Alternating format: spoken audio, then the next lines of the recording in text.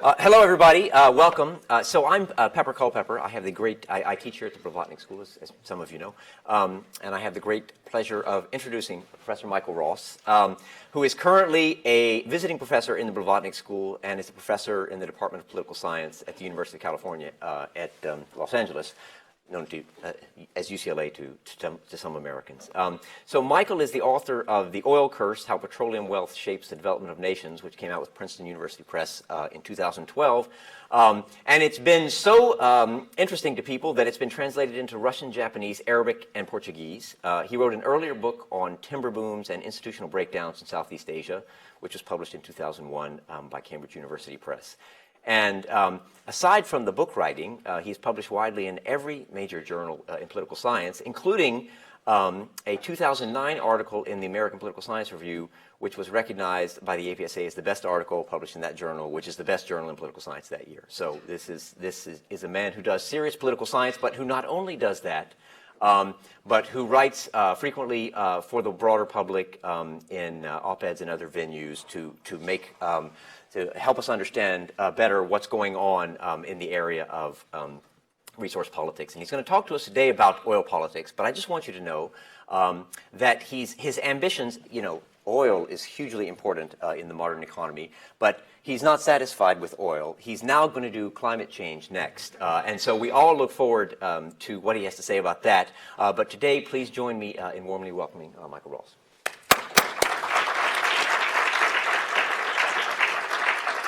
Great. Thanks very much. It's a pleasure and an honor to be here.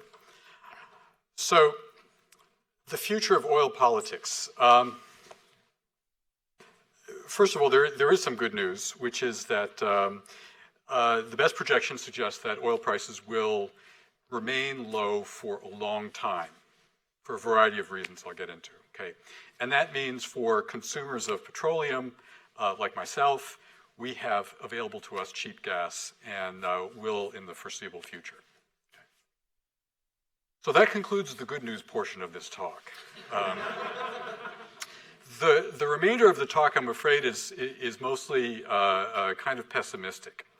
And I'm going to argue that the future for the oil exporting countries in particular, for oil politics in general, looks quite grim, that there's a trade-off between what happens to the oil exporters and the progress we make towards dealing with climate change. The more that we're able to deal with greenhouse gas emissions, the more we're able to reduce carbon emissions, the worse things are going to get for the oil exporters. And thirdly, just at that point in the talk, when I tell you the solution, I'm going to instead tell you that there are no easy solutions. And in fact, a look at the historical record, a look at recent patterns suggests that it's going to be very, very tough for these states to get out of it. And that if we want to be thinking about this carefully, we need to work really, really hard to study this issue and come up with better solutions than the path that we are on today. Okay. So, first of all, let me just sort of remind everyone what's at stake. When we talk about the oil world, we are talking about not just the world's largest, most valuable commodity. We're talking about the most valuable traded good in the world.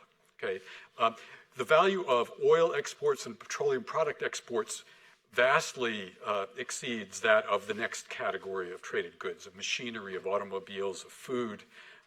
World trade is, to a significant degree, dominated by oil, so it matters a lot. It's the source also of about a quarter or fifth of greenhouse gas emissions, so central to the agenda of dealing with climate change. It is a central part of the economies of about 36 countries, countries that are net oil and gas exporters, and where that constitutes a significant portion of their economies. And in fact, it drives the economies, of course, not just of these countries, but really all modern economies. All modern economies are based on petroleum consumption today. So what happens there matters a lot for everybody. Now, it also happens that oil seems to be a major impediment to transitions to democracy. And I'll go through the evidence for this very quickly, but it has been studied now for more than a decade at many, many different levels. I think there's overwhelming evidence that countries that have a lot of oil wealth mean that leads to large revenues in the hands of the government, and whoever's in charge of the government is able to use that as a source of political power and to keep themselves in office. It also is a major source of violent conflict, and I'll say more about that in a few minutes, but again, there is a strong association between oil wealth and the incidence of violence, particularly in low and middle income countries. So you might first think, wow, if oil is bad, then maybe reducing oil rents is good and will relieve some of this political oil curse that afflicts so many countries. Okay?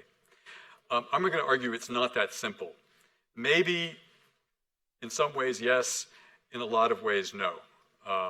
And that might seem counterintuitive, but think about it this way. If somebody came up today during this talk and stuck a spear in my gut, removing that spear would not make me healthy. Okay? Maybe in the long run it's necessary for me to get back to full health. Okay? But simply reversing or slowing down or reducing the amount of oil in the economy and in the politics of the country does not necessarily lead to good things, not in the foreseeable future. Okay. So if we want to understand the future of oil politics, where oil politics is going to go, we of course have to understand where we are now and what are the systematic patterns that we see in the world of oil and politics. And then we can think about how those are going to change as the oil economy changes. So first of all, as I said, lots and lots of research has been going into the connection between oil and democracy. And rather than run through all of the studies, I can show you a couple of things that I hope get to to sort of the core insights. But you can kind of guess where this is going if you simply look at the list of major oil exporting countries in the world, right? These are the top 20 oil exporters. The list shifts a little bit each year, changes, figures are disputed a little bit, but more or less this is the 20 with the biggest exports over the last 3 or 4 years, okay? And about 2/3 of them are authoritarian states, okay? In a world where most states are democratic, the list of oil exporters is dominated by autocratic governments. Now, one interesting thing to note is that this hasn't always been true, not really. And the fact that this hasn't always been true, that it wasn't true in the past, should give us some hope in the future, right? If it can change in the past, it can change in the future. Okay. So there is some reason to be not too pessimistic about this, but it's instructive to look at the democratic trajectories of states without oil and compare it to the democratic trajectories of states with oil. If you do that, you come up with something that looks like this. So here I have a graph that shows the polity score or the democracy score, think of it, of countries that either are major oil producers, that is represented by the broken brown red line, or don't have oil, represented by the black line, okay? So the higher the score here, the more democratic the country. And I'm running here from 1945 to the sort of 2007, 2008 period. Now, the interesting pattern is that up until the mid-1970s, democracy was actually kind of on the decline all around the world, including in the oil exporting, but also the oil importing states. Okay? But sometime in the middle of the 1970s, all of that began to shift, at least for countries that imported oil. Beginning with transitions in Spain, Portugal, Philippines, sweeping through Latin America, fall of the Soviet Union and its associated countries, spreading through much of sub-Saharan Africa and East Asia and Southeast Asia, we see a democratic wave transforming the world, particularly low and middle income countries. And hence, this black line moves sharply upward. But the oil producing states, and I'm using here a constant set of major oil producers, more or less stay where they were 40 years ago. Really not much change. They're a little bit more democratic overall, but they've fallen farther and farther behind the rest of the world. When it comes to oil and civil war, there's kind of a similar story, actually. We find, when you think about civil war, think about the major violence around the world today, likely as not, you'll be thinking about an oil-producing country. Might be that oil seems central, it might be that oil seems peripheral, but we observe this association again and again at all different levels of scrutiny, using correlations across countries, within countries, sophisticated statistical analyses of geographical patterns over time. Again and again, the production of oil is associated with heightened violent conflict. And I have here just a few of the recent tragic examples, but it's part of a much longer list. Now, again, this is not something that's always been true, and if it's changed in the past, it can change in the future. We've seen over the last, say, 10, 15 years, among oil-producing states, civil wars, major violence in all regions of the world. This is not a Middle East phenomenon. It happens in Latin America and Southeast Asia and Africa, even in the former Soviet Union. But it's changed. It's changed over time. I've once again separated the oil producers from the non-oil producers and looked at their trajectory now with respect to the number of civil wars going on. Okay, so the blue line, all countries without oil. The red line, all countries with oil, right? And since the end of the Cold War, right around 1990, 1991, there's been this really important, dramatic fall in the number of civil wars around the world in the non-oil countries. Okay? The number of civil wars in the non-oil world has dropped by about half. Number of civil wars in the oil exporting states has stayed about the same. Okay? So not that things have gotten worse in an absolute sense in the oil producing countries, but they now have not enjoyed the same improvements that we see in the rest of the world and make up a growing fraction of those countries that have civil wars. Okay? And here's one way you can think about this. There are sort of different stories about why this has happened, but many of the civil wars going on in the 1970s, 1980s were funded by one or other superpowers, right? The Soviet Union, the US, their various allies were funding one side to fight against the other. When the Cold War ended, all that funding, most of that funding went away, and many of those conflicts ended.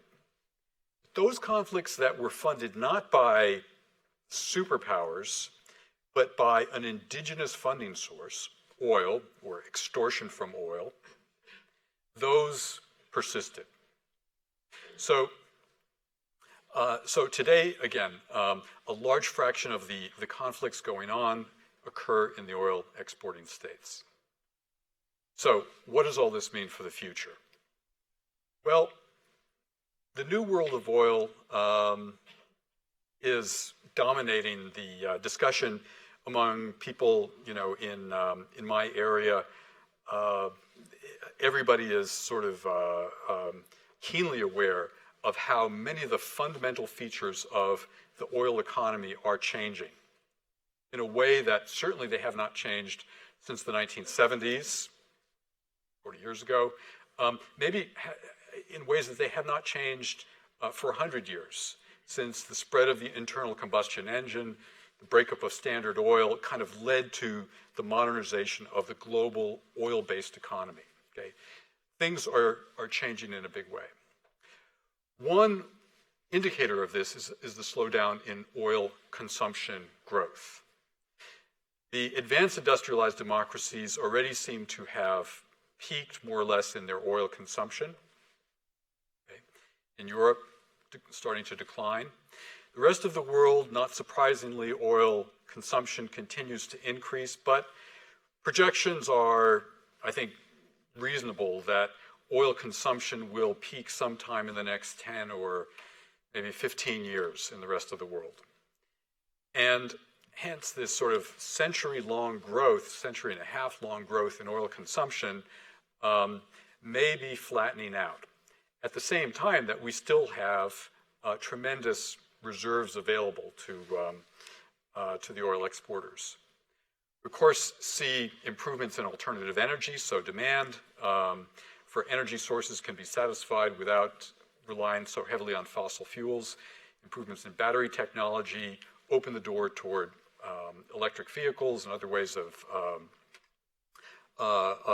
running automobiles. The slowdown in manufacturing in China, all of this has contributed to this reduced consumption growth. And, of course, the overriding reality that in order to deal with climate change, we have to find a way to reduce our fossil fuel consumption. Coal might be the most dangerous of the fossil fuels available to us now, but oil consumption will have to be curtailed as well. And this implies that the existing reserves, the oil that has already been discovered, that is commercially exploitable at current prices under current conditions, most of that will have to remain untouched. If we exploit what is already currently there, forget about new discoveries in the Arctic or the deep offshore territories. If we exploit what is already there, we are going to blow through the 2-degree carbon budget that the world has kind of nominally agreed to. So the need for further reductions is front and center for anybody concerned about global climate change. So what does all of this mean?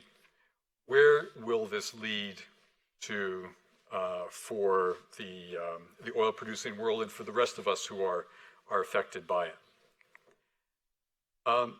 Certainly, it's already led to this drastic drop in oil prices. Okay.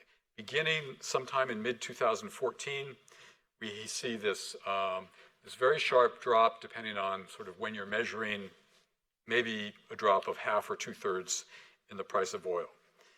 Every major analyst who looks at this issue says that oil prices will remain low for the foreseeable future. Okay. Consumption flattens out. There's lots of reserves available.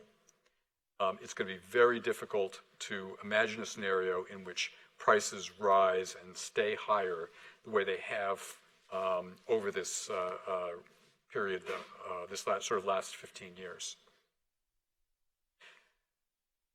So one of the consequences of this, I think, is going to be that fewer democracies will be producing oil. Okay. Fewer democracies. How do I get there? Not surprisingly, the cost of producing oil varies around the world. Right? Some countries it's very expensive, some countries it's very cheap. In the Gulf, that is the Persian or Arabian Gulf, depending on your loyalties, the Gulf countries have very, very low production costs. So no matter how low the price of oil gets, they will still find it profitable to base their economies, to exploit this oil, to export it, and to have their economies based on it. Countries like the United Kingdom, where production costs are much higher, Brazil, Canada, United States, of course, not an oil exporter, but it's here because it is on par with Saudi Arabia and Russia as one of the world's largest producers. Production costs are much higher in these states. So as consumption is curtailed, and as the price of oil goes down and stays down, those countries that have the highest production costs are the ones that are first going to drop off the list, right? Now, interestingly enough, The four Western countries on this list, including the United States, again, not an exporter, but a major consumer, are among those with the highest production costs. In fact, if you look at democracies versus non-democracies on this list, you find overwhelmingly that it's the democracies, the blue bars, that have the highest production costs, and the authoritarian states that have the lowest production costs. I'm not saying there's any causal relationship here, but I think it is factually correct that moving forward in a low-price environment, the oil exporting world will be increasingly dominated by authoritarian states. Okay? Those democracies that the United States, that Western Europe rely on for their oil are going to disappear. Okay?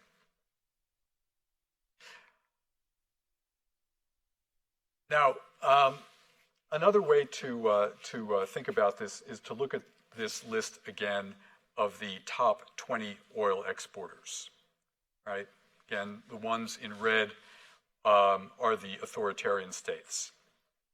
What if you reduce the price of oil such that if your production costs are above $40 a barrel, it's no longer profitable?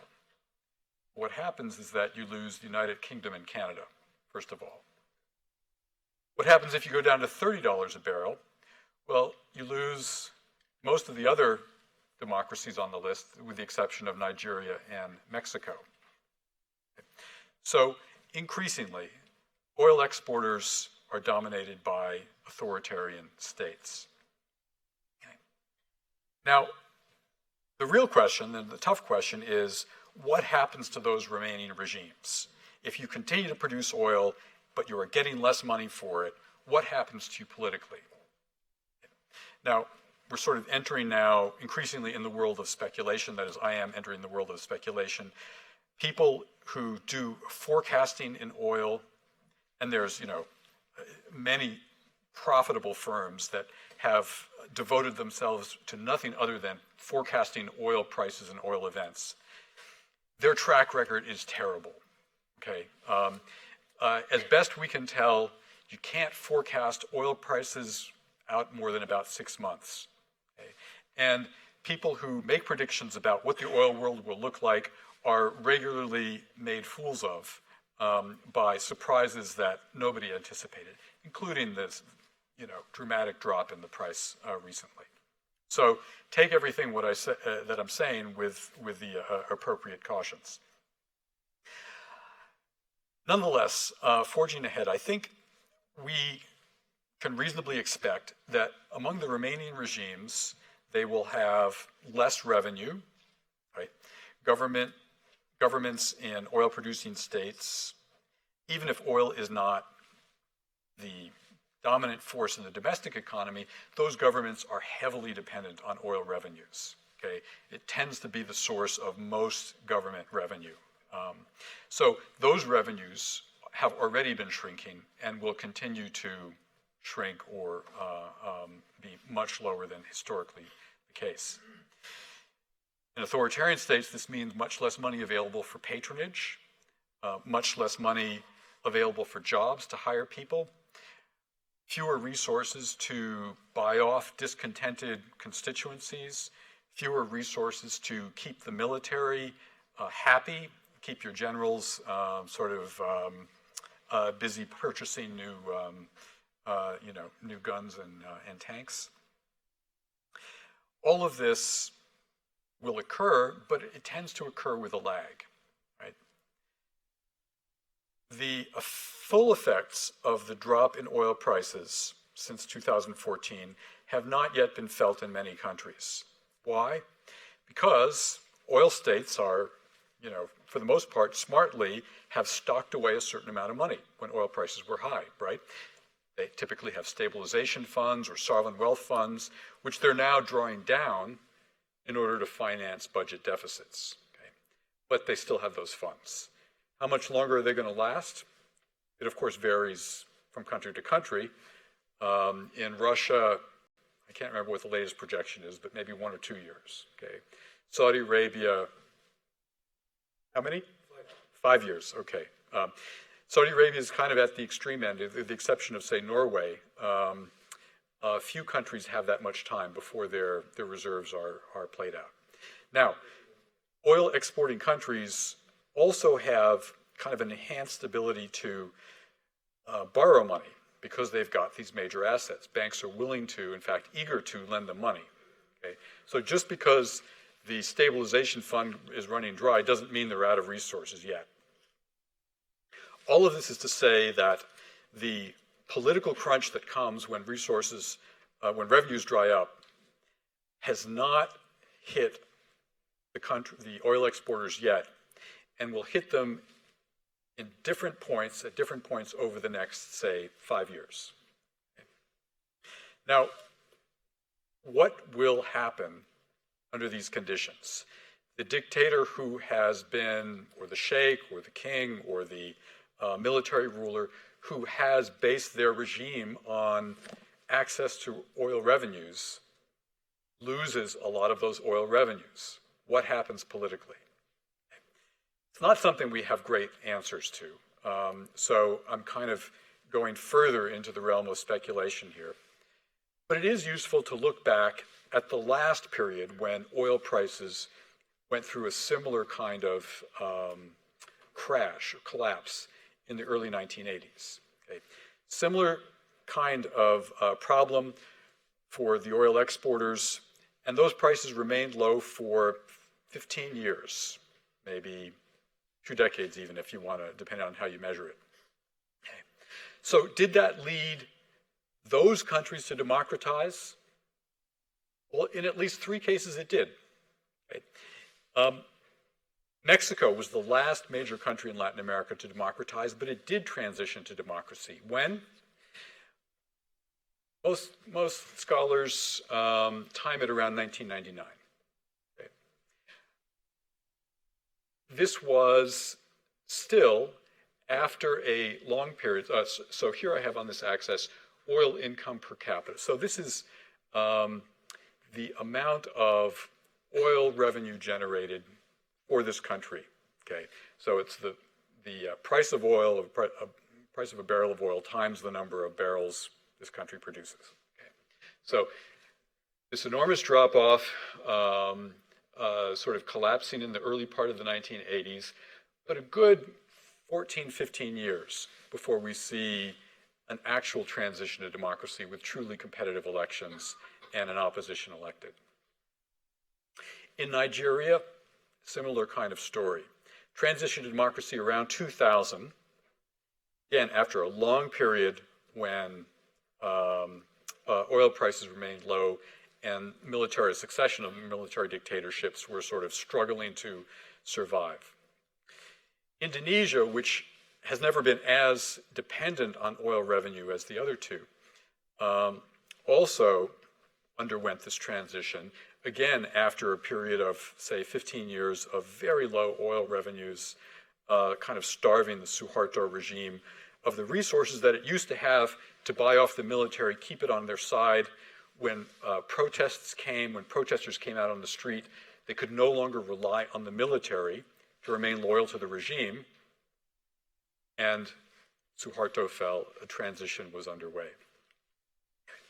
So these kinds of scenarios, I think, give us some reason for optimism among the oil exporters. But it's not obviously the only possible outcome. You could also have a regime collapse. Okay? And a good example here might be the Soviet Union. So those of you who know your Soviet history know that the Soviet Union was deeply dependent on oil revenues, overwhelmingly its major source of foreign currency, that it had failed to modernize, not surprisingly, failed to modernize anything, but it certainly failed to modernize its oil operations, its extraction. Production, in addition to the drop-off in price, production levels fell catastrophically in the late 1980s. And we now have the transcripts of the Politburo meetings where the discussion is sort of desperately around how the government is going to find ways to boost its oil production because it is causing an unprecedented fiscal crisis. The government can no longer continue to run the country. And we see in the end of the 1980s, beginning of 1990s, this catastrophic collapse in the Soviet Union, catastrophic, maybe good, but still a complete collapse of the regime, the dissolution of the state. What was followed by a period of not very pretty politics. Now, why do you sometimes have this sort of gradual movement into democracy and other times a regime collapse? Yeah, not great answers, and we have to sort of fall back on a lot of kind of telling stories from the historical experience. But I think one finding that emerges from some studies of democracy is that countries generally fail on their first try. The first time a country tries to put in place a democratic government, it tries to hold free and competitive elections, it fails. Okay? There might be an opposition elected, but then there's a coup. Okay? One or another catastrophe averts the democratic experiment, and there's a return to autocracy. This is the normal pattern of events. It's something we should build into our expectations about how we think about regime change and democratic transitions. We've seen this again and again. We saw this, for example, in Egypt not that long ago. So, which countries, going back to our list of top exporters, and looking at the remaining, I guess 12 or so countries, which of these countries have some experience with democracy? Which have some significant likelihood of moving through their economic crisis into a more democratic regime? You know, just sort of looking generously at the histories of these countries, I'd say maybe we could argue that we see some fairly recent history of competitive elections, some recent history of modestly free information, some movement for some room for civil society to function, at least in Russia, in Iraq, at least in recent years, again, not very pretty, Iran, Algeria. You could push your definition as far as possible and include Azerbaijan in the list. But you are still left with a set of 7 states where we might be most fearful of the outcomes. Okay? And these are just among those top 20, because what we really should be looking at are not the countries with the biggest footprint in global oil markets. We should be looking at the countries that are most dependent on oil revenues themselves. That is, a country like Chad or Gabon exports rather little oil in terms of global market share. You know, it can stop exporting tomorrow and it wouldn't really cause much of a blip probably. But for that country, it is absolutely vital. Those countries are indeed deeply dependent on that relatively small amount of oil. And so these countries are going to be just as deeply affected politically by this transformation in oil markets as those other countries. And we have every reason to be worried about these next 7 countries, or countries, seven authoritarian states further down the list. Okay. All right. What about conflict? I spoke at the beginning about the association between oil and democracy, and then also between oil and civil war, and the frequency with which we observe civil wars in oil-producing countries. Here, I think the picture is a little bit, perhaps a little bit more optimistic.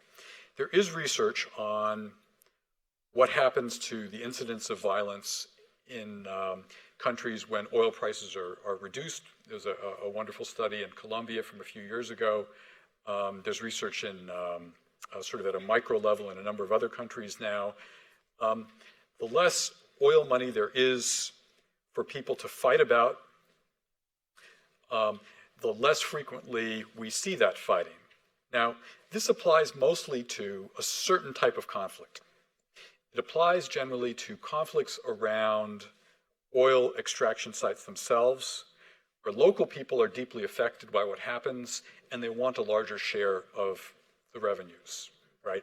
They feel like all of this wealth is being taken from their land and it's going to the capital. How come they are bearing the costs of this operation, all of the environmental costs, all of the disruptions, loss of their access to land, and yet the benefits are going somewhere else? So there are many of these, relatively speaking, many of these types of rebellions that arise in oil-producing countries. I think these will get, we will see fewer of them. Okay? But in states where you see that kind of regime collapse that I was speaking of a few minutes ago, where there isn't really room for a peaceful democratic transition, we're going to see governments in crisis. Moreover, we are talking about countries that in many cases were more or less founded on oil wealth, right? It's very hard to imagine what Libya would look like in the absence of oil wealth, or Iraq. So you take away that oil wealth, do you still have a state? Do you still have Libyans and Iraqis? Okay? Do you still have Turkmens in Turkmenistan? Do you still have a viable state? Okay. And these, in a sense, are kind of more frightening questions, I think. Lower prices will reduce the resources available to rebels. It will reduce the incentive to rebel, but it will also weaken the hand of the state. And in some cases, that might be good. That might lead to more democracy, more even distribution of power across the country. But let's be frank, in some states, it's going to lead to civil war and revolution. When dictators fall in oil-dependent states, often the results, again, are not pretty. Okay? The consequences of the Iranian Revolution are still with us. The consequences of the overthrow of Saddam Hussein still very much with us, and of course with the Iraqi people. The Libyan tragedy, certainly very, very far from being resolved. Okay? I fear we will see more of these. The more progress we make on climate change, the more we have to fear instances like this. Okay. Isn't there an upside? Okay. Is this all gloom and doom? Am I going to send you out into a beautiful Oxford evening completely depressed? The answer is yes, because I haven't gotten to the end of my story. So oil exporters will experience this loss of revenue. They're already experiencing it. They experience a loss in the ability to employ the labor force. States employ large fractions of the labor force in these countries. State capacity declines. The government's popularity, not surprisingly, declines. Aren't there some positive effects? Well, yes, I've mentioned one, that there's a reduced incentive for rebellion. But the economists that live in your brains are also probably saying to you, but wait, why not diversify? These countries are dependent on oil revenues. They can see the future just as well as we can, that oil is not going to be earning them a lot of money in the future. Now is the time to move aggressively into new industries, build up their economy in new ways, get off this addiction to oil, diversify, okay? Move into the industrialized or the post-industrial world, right? And the Dutch disease, the effect that oil has, any kind of resource boom has on the currency, if you have enough of that oil revenue, it makes it very, very hard to do. Everything else that you could possibly sell abroad is not competitive. Your labor costs are too high. Your currency is too expensive. Nobody's going to buy your manufactured goods. Doesn't that go into reverse when oil prices go down? Well, it certainly opens up that possibility. But I've been looking at this issue of diversification for a DFID-funded project, looking for examples that countries can learn from of successful pathways to diversification. And I have to tell you, it is very, very hard to find. Okay? Diversification is like this fantasy land, okay, that everybody's on their way to, but nobody seems to ever get there, or at least it happens very rarely. Or when it does happen, it happens in what I might say is a perverse way. Okay, let me explain. So I looked at the data from the IMF. They have a nice, rather complete data set of export diversification around the world. And let's look at the last 20 years, okay? Good long period of low oil prices, period of high oil prices, period with lots of increase in trade globally, period where countries kind of know that getting into manufactured goods and having more diverse exports is a good thing. Okay. How have they done? Well, I've tried to display that here in a figure that shows export concentration 20 years ago here, and export concentration, according to the most recent figures, which were 2010, up here. Okay. Countries that are on this 45-degree line have the exact same level of export concentration today that they did 20 years ago. Okay. No change. If you're above the line, that means you have more concentrated exports, that is, you're moving farther away from diversification. If you're below the line, you're moving toward more diversification. You want to be below the line, okay, if you're thinking about diversification. By and large, countries are pretty close to that line, but on average, a little bit below it. Okay. Oh, but wait a minute. These are only the countries that don't have oil. Okay. If we put in the oil exporters, it looks like this. Okay. Very, very few oil exporters have moved at all below this line. Most have moved further above the line. And you might notice that beyond some threshold, it is just all about the oil exporters, right? The top 15 countries with the highest concentration of exports in the world are all exporters, all oil exporters, okay? It's rare to find any country that has such a high concentration of anything as the oil exporters have of oil. Moreover, they've been moving in the wrong direction, most of them. Just how bad is it? Well, let's look at another very similar indicator, but here the data are a little bit more complete, and a little bit more recent, so I'm using it for the illustrative, for illustrating it, but you find the same result if you use the other figures or any figures, really. Here I'm looking at fuel exports as a fraction of total exports, how much you depend on oil and gas in 1995, and how much in 2014. Again, if you are on this line, you're just about as concentrated or diversified as you were 20 years ago. Okay? You can see most countries are above this line. They are more concentrated than they used to be. Okay? Iraq, which depended on oil for 98% of its exports 20 years ago, relatively diversified compared to today when it's 100%. Okay. But there are some countries that have moved toward diversification. Who are they?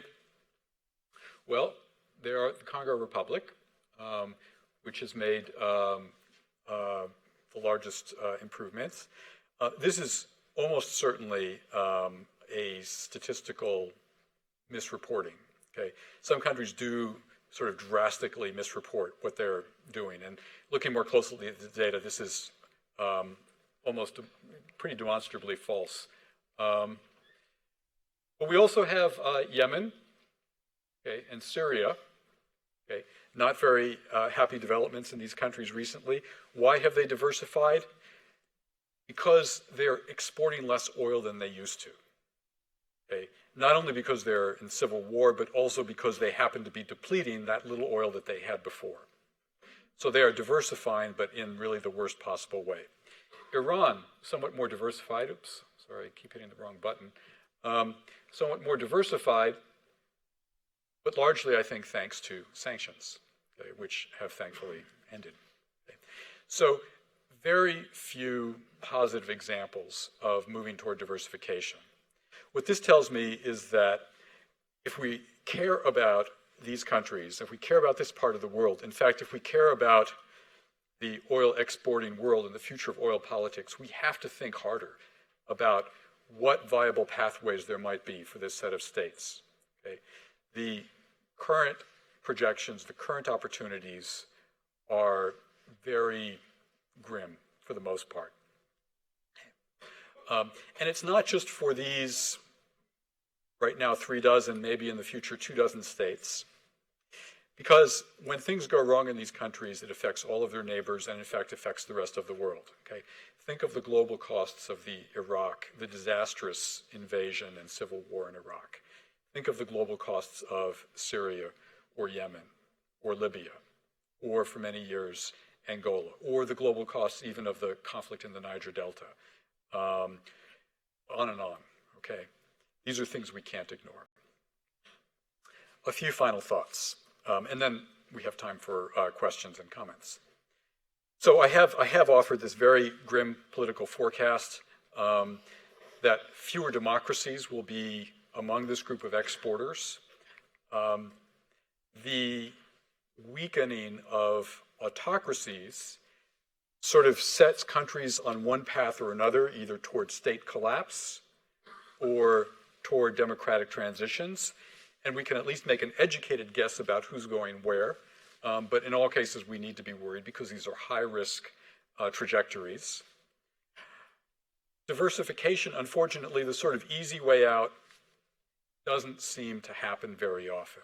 In fact, the country that is probably the best example of diversification is Mexico. Really has moved aggressively to build up its manufactured exports, very successful in many cases. But two things should be borne in mind. One is right next to the US, and so it's able to attract a lot of manufacturing investment from the US, right? This is the longest border between a rich country and a poor country in the world. Okay? So it gains this tremendous advantage from proximity to the US. You don't have that in, say, Libya, right, or Gabon. And secondly, an important reason why this opportunity arose is that its oil production was dramatically falling. Why? Because it prohibited all foreign investment in its oil sector for, 70 years, and oil production was declining progressively. So there was just less oil around. So naturally, it again became diversified, partly in this perverse way. As I've said, when these countries suffer, so do their neighbors. But I think what we should take away from this is not that we all should go forth and be discouraged, but that we all need to pay a lot more attention to this issue and to think a lot harder about how to develop viable pathways for the remaining oil exporters and those of us who depend on them. Okay, let me close it for right now, and let's turn to questions and comments.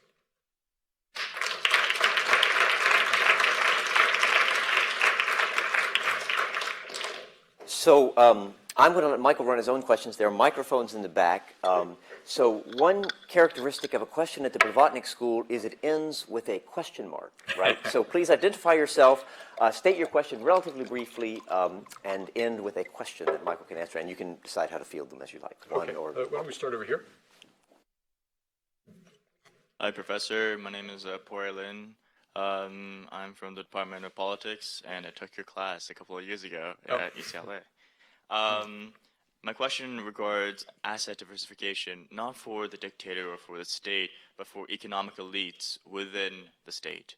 So people outside of the dictator who can now buy property around the world because of financial globalization or financial integration of markets.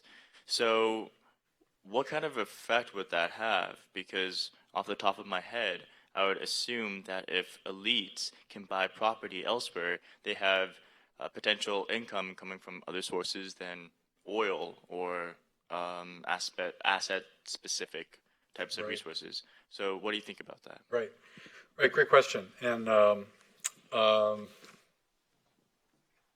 mostly I would worry about that politically. Think of the fact that Russian oligarchs could buy up all the property in London and diversify and move abroad. Yes, it probably saved their hides and their fortunes, but it also reduced the number of competitive elites in Russia and reduced the opportunities for civil society, I think, there to get some traction.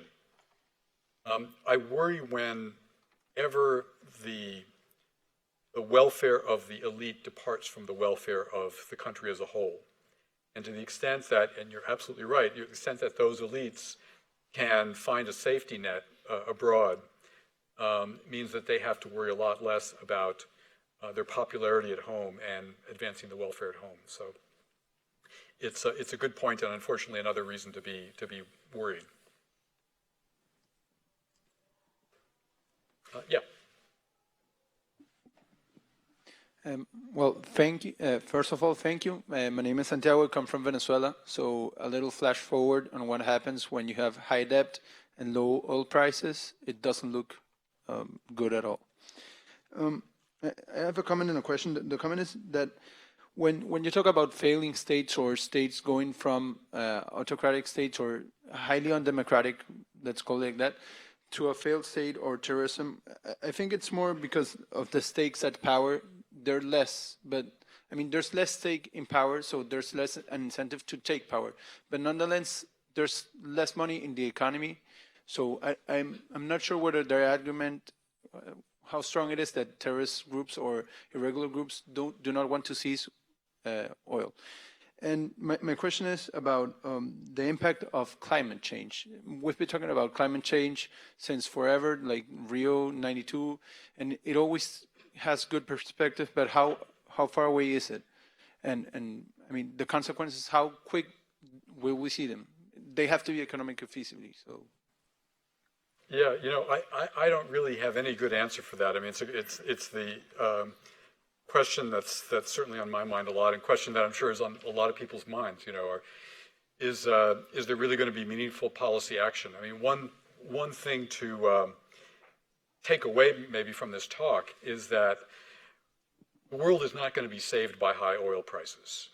It might have been possible in an alternative future that people would consume fewer fossil fuels, because they were so expensive and alternatives became cheaper. The problem is that they're a lot cheaper now, and so it's much harder for alternatives to be an attractive substitute. So that means that places a premium on political action. Okay, we're not going to be rescued by the market on this one. We have to find a way to raise the price of fossil fuels, of consuming and emitting carbon. I don't know. Whether it'll happen, your guess is as good as mine, I'm afraid. Mine isn't very good. Yeah.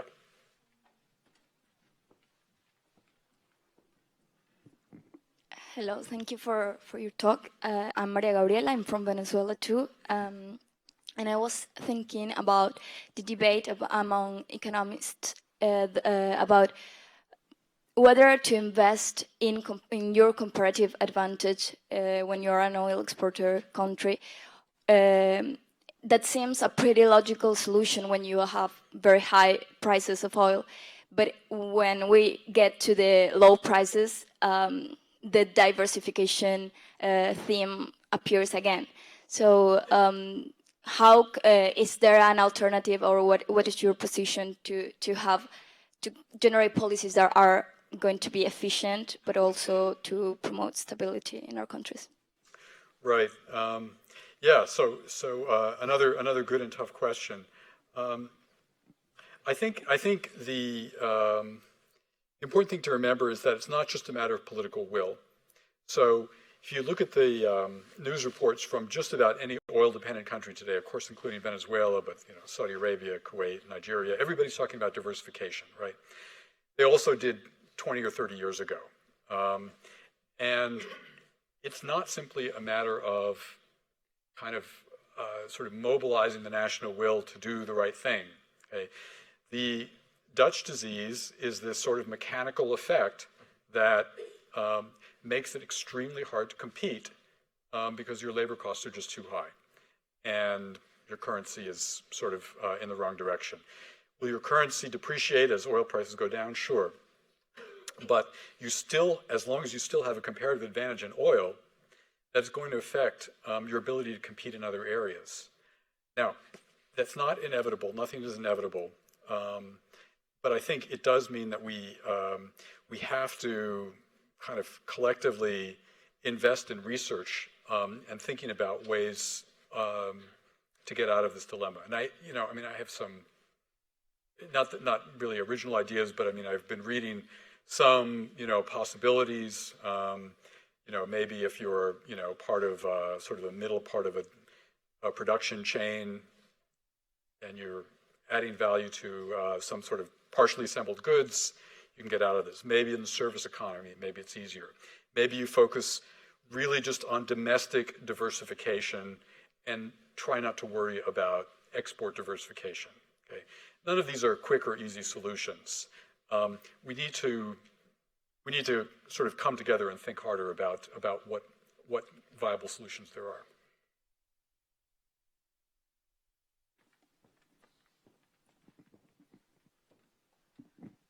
Thank you for your speech.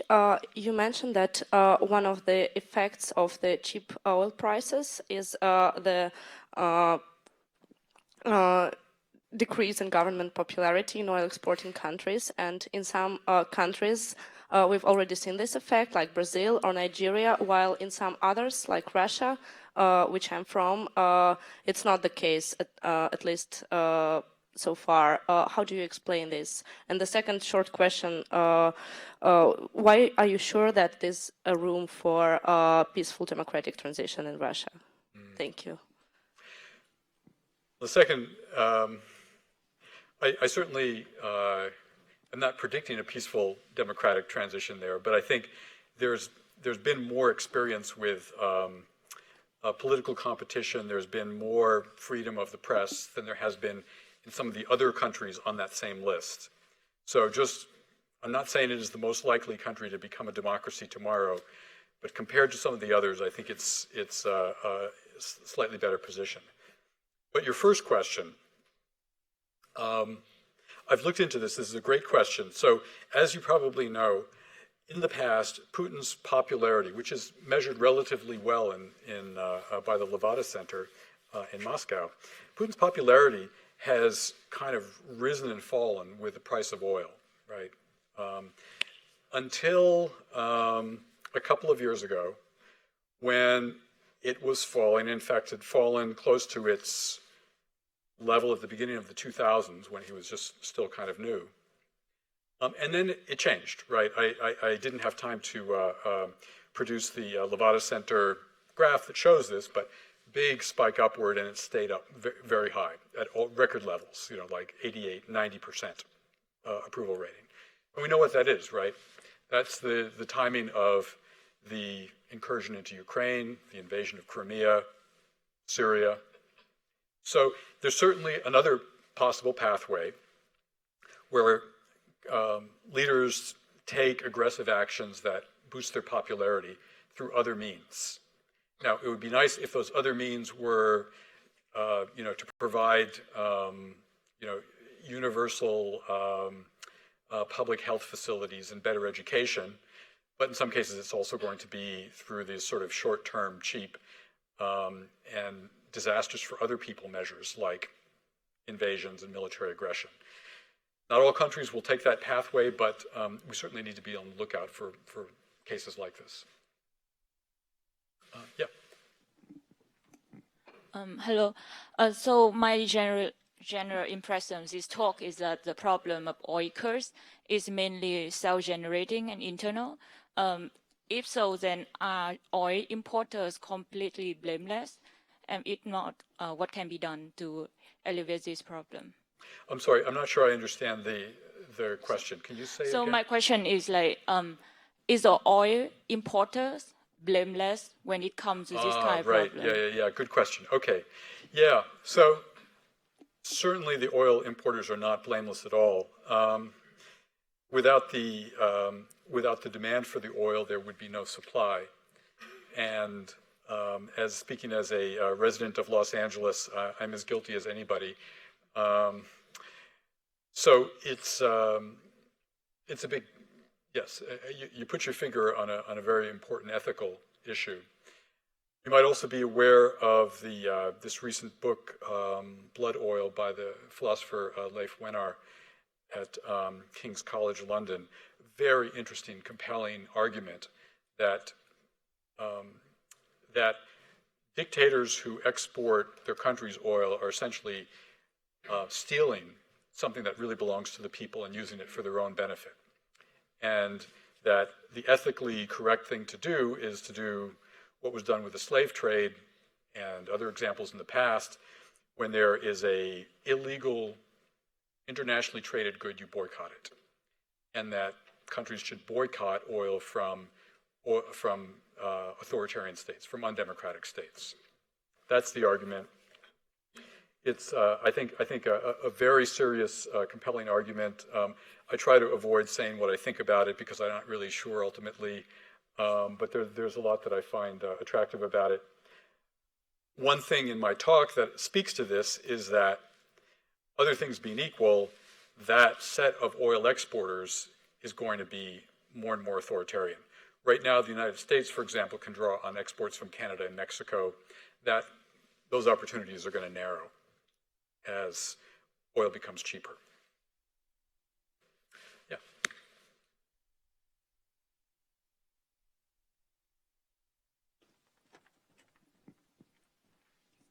Hi, I'm from the U.S., most recently D.C., and towards the end of 2015 and leading up to that, there's much ado about the lifting of the export ban. I'm wondering if you think this is going to have any effect geopolitically, and if so, what will that effect be? So the ban on U.S. Oil and gas exports, I don't think it'll have that much effect. I mean, this is sort of a battle that went on between U.S. oil and gas producers, and U.S. refiners. You know, refiners could make big money from the export ban because they could mark up their product and sell it domestically. They lose out when the ban is lifted. Oil companies in the U.S. can make more money. To me, these are just sort of small drops in the bucket. It doesn't. I don't see that playing a big role. I mean, one thing that does touch on this, which is interesting to think about, is how the cost of extracting shale oil and gas, cost of fracking, is changing in the United States. Okay, very, very big changes in the cost structure. It's becoming much cheaper to extract shale oil and gas. It's still at the high end of the cost structure for producers around the world, but they've made a lot of changes, and it's possible that they'll be able to change further and stay in the game.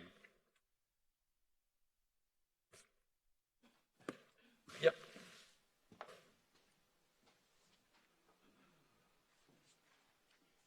Professor, what role would natural gas play now in world politics? I ask this because the largest exporters of oil are also large exporters of gas, like Iran, Russia, and Qatar. And in regards to climate change, it's a clean and efficient form of energy. So do you think there would be a... I don't think that adding oil to gas to the picture changes a lot. Sometimes I use, when I speak of oil or write about oil, I include a footnote that says, I'm really including natural gas because you're absolutely right. That in general, it's the same countries that are producing and exporting it, and it has the same properties. That is, it produces large revenues for the government. Prices are somewhat less volatile. It's sold generally in long-term contracts. There's a few other sort of differences in its ultimate political effects. It is cleaner, as you point out, and there'll be, hopefully some further shift toward natural gas. But I don't see that playing a big role right now in sort of this changing political landscape. Yeah, I'm sorry. You've had your hand up for a while. My name is Jonathan Padilla. I'm a fellow Californian. I actually was working for Steve Wesley, who you might know was a venture capitalist in California, and has been doing a lot of investment in energy. And so my question dovetails back to the question that Santiago asked a few minutes ago, and it revolves around models for how states or actors might try to artificially raise the price of oil. As we've seen, if you look at 1970s after Carter, you saw a flurry of investments by the U.S. government into renewable energy. When oil flatlined, those went away and stabilized. You're seeing a similar thing now in the venture space. It's just not viable for a lot of companies. So would something like California's AB 32, for example, be an effective model to try to encourage that kind of investment? Or from your research now into climate change, what do you think potentially has prospects of doing that?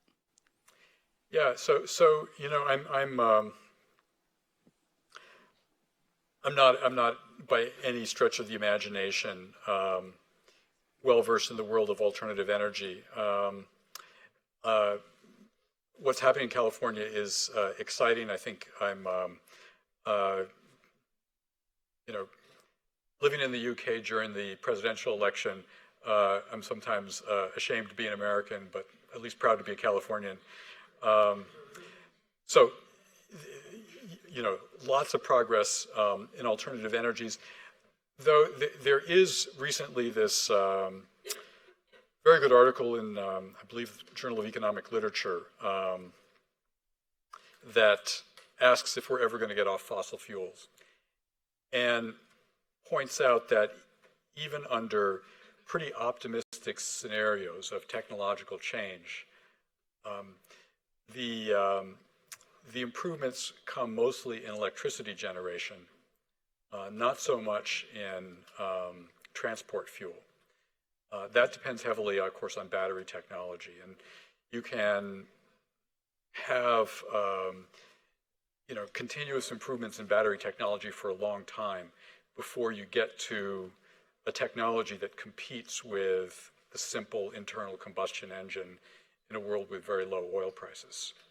So the only way out of that, of course, kind of miraculous technical breakthroughs, which happen unpredictably, but also the government putting some kind of carbon tax in place, some kind of scheme to raise that price of oil. Yeah. Thank you, Professor, for the lecture. I have been reading your publications for quite a long time now, and it's an honor for us to be here. I'm an MPP student from Kurdistan of Iraq, so we are a relatively new exporter compared to the list you showed, although we export some 650,000 barrels of oil nowadays. And we have also just been hit with this low oil price, unfortunately, but we have a very large public sector. But my question is with regards to, would the continuation of this low oil price not be helpful in the depreciation of real exchange currency, which eventually may help the diversification? For instance, let me give an example, is that before we struck oil, we had many farmers, and then when we struck oil and had good revenue, farmers moved to the urban areas for higher paid jobs. But it has been 2 years now that we see a return of farmers to their farms, because their payment is not anymore as good as before, and secondly, there has been a depreciation of real exchange currency. So wouldn't this on the long run help the countries to diversify? There's a kind of diversification by default that happens when prices go down and people need to do other things to earn a living. And moreover, because of the change in your currency, as you point out, imports become more expensive. It's cheaper to produce, for example, food locally. You can sell it locally. So that is kind of a little bit of a recovery mechanism that moves perhaps in the right direction. But if you really want to find a pathway to economic growth, ultimately to transformation to a kind of a modern industrialized economy, you really need to be exporting manufactured goods. There just is not a good model for other ways to do it. Maybe you can have an aggressive service sector that does the same kind of thing. But simply producing agricultural goods locally, even exporting agricultural goods, it's tough. It's not been found to be a viable pathway that I know of. And maybe there'll be a new way to think about it. Maybe there'll be some new developments. But the difficult question is, are there things that we can do to help build up a competitive export sector in Kurdistan and other oil exporting regions? And I'm not sure if the price of oil is going to fall far enough to make that viable. And if it does, it's going to cause a lot of pain, a lot more pain than we've already seen. But you're asking exactly the right question.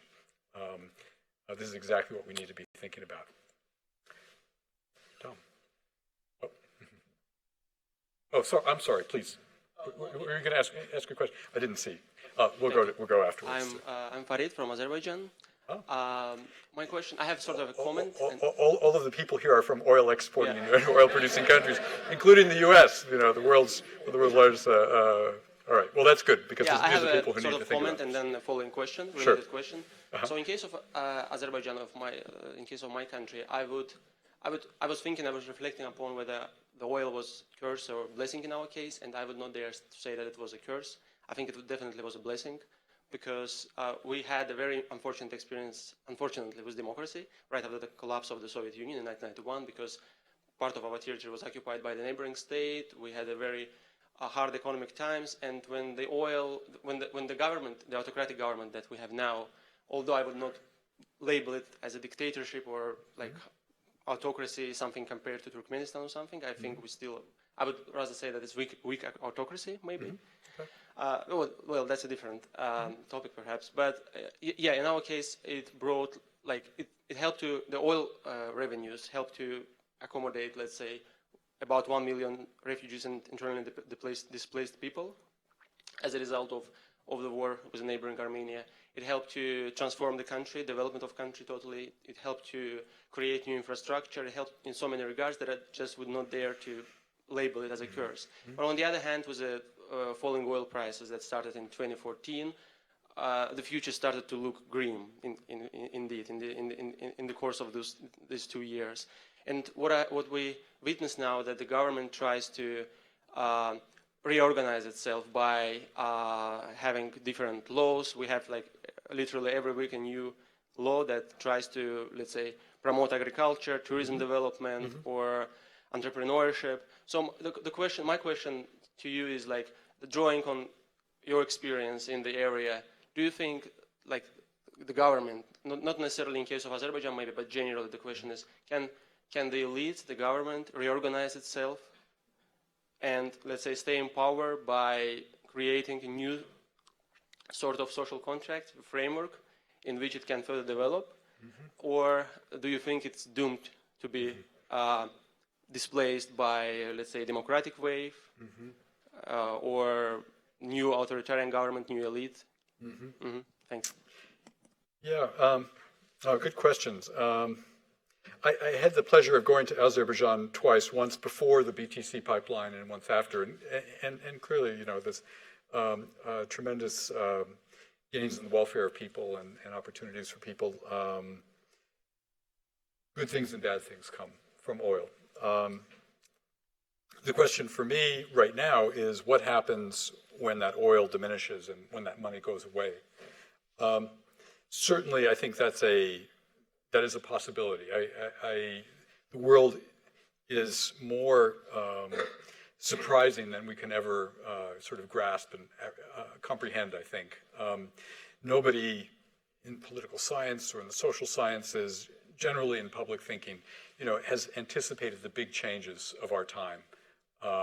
In markets, in politics, things happen in surprising ways. So there is always reason to be thinking optimistically about some problems here. I can't think of too many examples of a democratization that follows that format, but as you point out, I think it is fair to call Azerbaijan a sort of soft authoritarian state. There has been some, modest freedom of the press, also repression of the opposition. There has been this democratic experience in the past, maybe not a happy one, but this is a common thing. That there's a period of democratic failure that precedes further democratic experiments. Eventually, I hope one of them goes right. So it's certainly possible. Maybe you'll have a role to play in making things turn out better there. Yeah. Mm-hmm. Michael, thank you for this very interesting talk, although, as you say, a bit of a gloomy picture. I wanted to follow up with you on the kind of differentiation you made between different countries, different exporters and producers, and how they'll be affected by lower prices. I wonder if you might say something about how different oil companies will be affected by this shift. Multinationals that produce in various venues may have different levels of risk depending on which countries their main reserves are and what kind of technologies they employ and how those kinds of things. So are there oil companies that you think will survive this transition, others that won't survive, and what might affect that choice? And if some survive, say, companies that are headquartered in the democracies you mentioned, if they survive by producing elsewhere, will that change the politics regarding oil in those democracies in interesting ways? So would you see Canada being different from the UK in that, for example? Yeah. And then the second question, if you is around the kind of nature of the lower prices. So we have a lot of research in political science about how commodity booms and busts affect politics and how this sort of volatility works. But I don't know of much research, maybe you do, of looking at how sort of sudden transitions from, say, oil to electric vehicles would affect politics. And I wonder if we should have different sets of political expectations from a kind of transition commodity to as opposed to kind of just the normal fluctuation story. Yeah, very interesting. On the second question, I really don't, and I think we are kind of in new territory. On the first question, how are companies going to be affected? That's a fascinating issue, and I kind of skirted it here.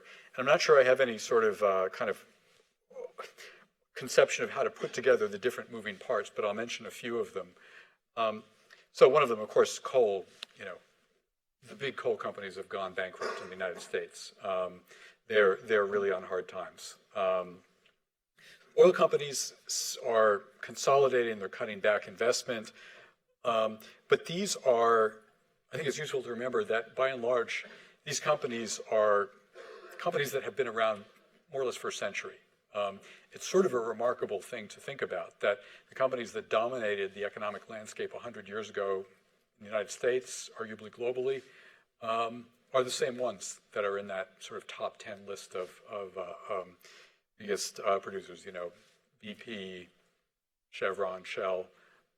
They're all right there at the top still. So they know something about survival. They know something about hedging their bets.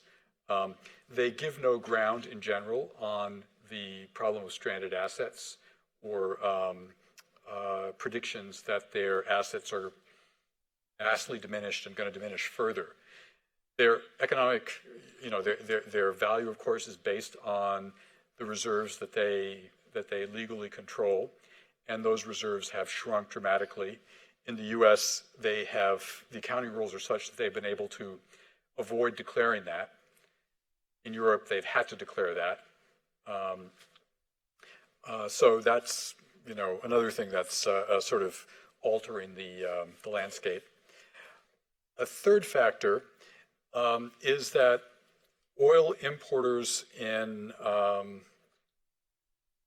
there's companies that specialize in oil imports, like in China, are becoming very, very big, and power may be shifting toward them. They have some Sinopec, CNPC, they have some investments abroad, but they also have enormous infrastructure at home for distributing it to this vast new market. Finally, one final piece to sort of put in the equation, and again, I'm not sure where it leads us, but valuable to think about, is the changing transparency rules. That, as you know, the transparency laws that are coming into effect irregularly around the world, already in the EU, on the horizon in the US, but not yet past all of the. Ian Gary was here a few minutes ago. He's sort of been the person at Oxfam who's sort of been on the cutting edge of the legal battles there to get this provision from a 2010 law finally enacted. And the most optimistic projections are that it might be enacted by 2018. As those transparency provisions go into effect, it could be a game changer. It's absolutely possible. But it also could mean that companies that are based in Russia and China, that list in other stock exchanges around the world that don't face these same transparency laws, that they'll get the upper hand. And remember, as the list of countries where oil is exported becomes increasingly narrow to autocratic regimes, the companies that maintain friendly relations with those regimes, the companies that are comfortable doing business there, are the ones that are going to have a leg up. Those might turn out to be the Chinese companies. They might be Malaysian, they might be Indian, they could be from a lot of different places, but yeah, we should think about this more. It's a great question. Yes? Thank you again, Professor. My name is Divakar. I wanted to ask you if your cheerful prediction does come true, and we have regimes falling across the world in different parts. What kind of effect would that have on the climate change politics? Because as Santiago had asked a little while ago, we have been talking about climate change for quite some time, and yes, it's happening, but we would also have to compare it with the effect that it has on the lives of the people today across the world. So do you see either the climate change politics accommodating oil prices in a way that the transition is smoother, or would there be any effect whatsoever? You know, I had the pleasure of going to a conference here at Oxford a couple of weeks ago on sort of supply side responses, that is, responses to climate change that focus on the oil, gas, coal producing countries, to try to think a little bit more about that, about what lies ahead and whether there might be, as you said, kind of smoother pathways. A lot of interesting ideas. I still come away pretty pessimistic.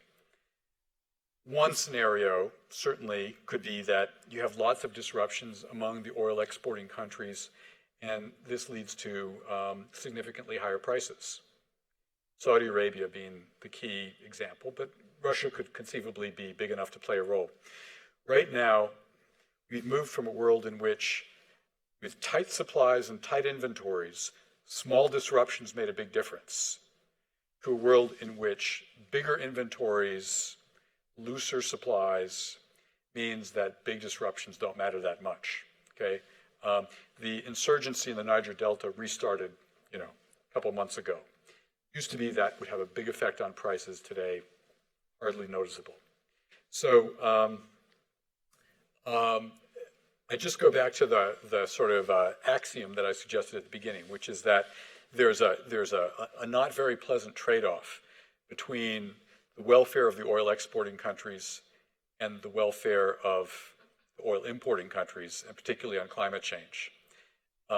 Yes, oil prices, if there's sufficient chaos there, then that might send oil prices up.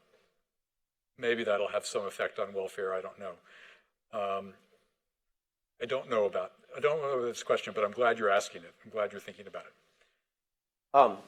Sorry, I know there are a couple of questions still out there, but we've about got to end on this note, which I'm trying to pull a happy note from this discussion.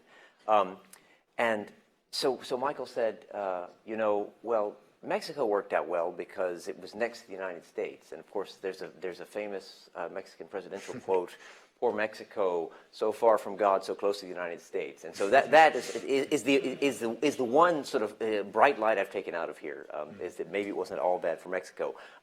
But Michael's given us very much to think about. He may have time to hang around afterwards to answer questions, but I know that some people have other commitments, and so we've got to get out at 7. But please join me in thanking Michael for this very rich talk. Thanks.